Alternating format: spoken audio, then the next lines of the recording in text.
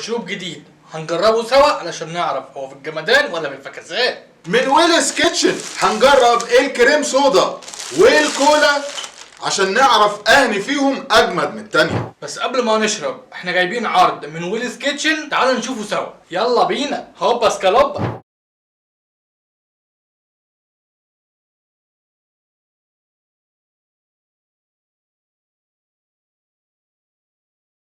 واول برجر معانا هو البروكلين مشروم. يلا بقى ناخد القطمه المتينه.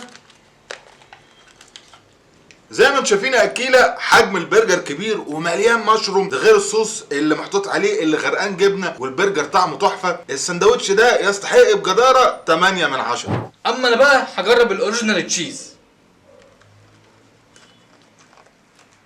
ورينا كده، ده غرقان طماطم وجبنه وبصل، طعمه جامد جدا. يعني تديه كام من 10؟ ده يستاهل 9 من 10. نجرب البطاطس بالمره ونشوف هل هي جامده ولا لا.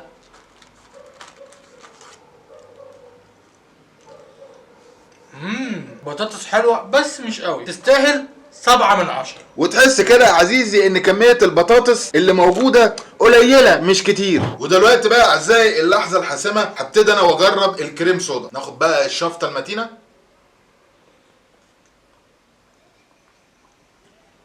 هو طعمها مختلف، وبصراحة كده حاسس ان طعمها قريب شوية من طعم دواء الكحة. يعني هي طعمها مختلف ومسكر، لكن ما كيفتنيش قوي، فهنديها 4 من 10. اما انا بقى هجرب الكولا صودا واشوف هل هي برضو جامده ولا.